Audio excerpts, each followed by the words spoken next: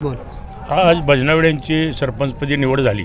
त्यांना महिला सरपंच झालेल्या आहेत. 4-5 महिन्याच्या कालावधीमध्ये त्यांनी उत्कृष्ट काम करावं, चांगलं काम करावं अशा दृष्टिकोनातून मी त्यांच्या या पुढच्या कारकिर्दीला शुभेच्छा देतो.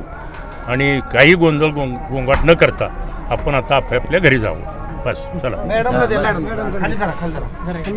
आनंद वाटतो.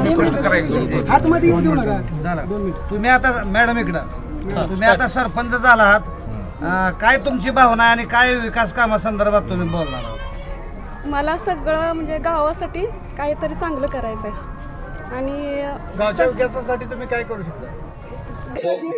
आमदार शहाजी बापू पाटील, आदरणीय आमदार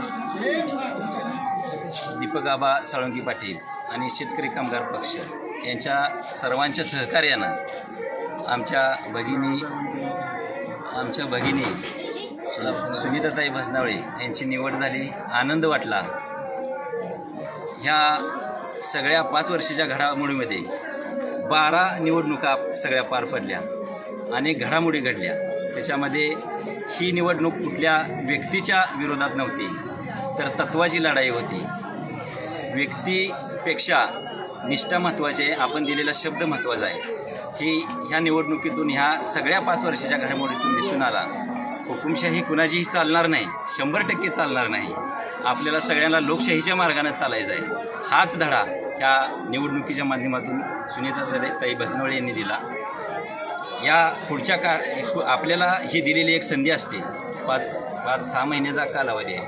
त्या कालावधीमध्ये त्यांनी चांगलं काम करावं, ह्याच त्यांना शुभेच्छा. थँक्यू. सरांना 2 मिनिट. सर, आजच्या निवडणुकीत आता आज जी निवडणूक झाली, गरीब बिचारी सुनीताई 2 मिनिटं बोलू नका कोणी. गरीब सुनीताई भजनावळे हे तसं नियमाप्रमाणे 2.5 वर्षापूर्वीच मिळायला पाहिजे होते.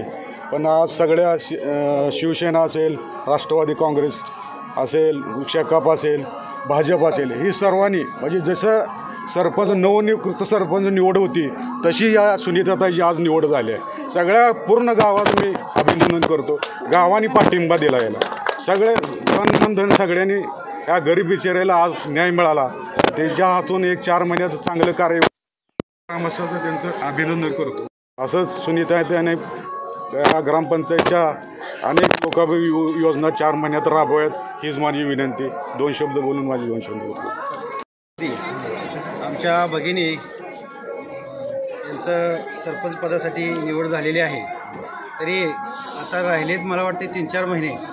तरी महिने न बघता त्याने दिवस तास बघून काम करावं आणि यांना सरपंच करण्यामागे आमच्या गावचे नेते बाबुरावजी गायकवाड, शिवाजीराव गायकवाड, मारुती लवटे, सुनील पाटील यांनी सगळ्यांनी प्रयत्न करून की त्यांना पदावरती बसवलेलं आहे. त्यांनी ते आपल्या या संधीचं सोनं करावं, एवढंच या ठिकाणी त्यांना मी शुभेच्छा देतो आणि थांबतो.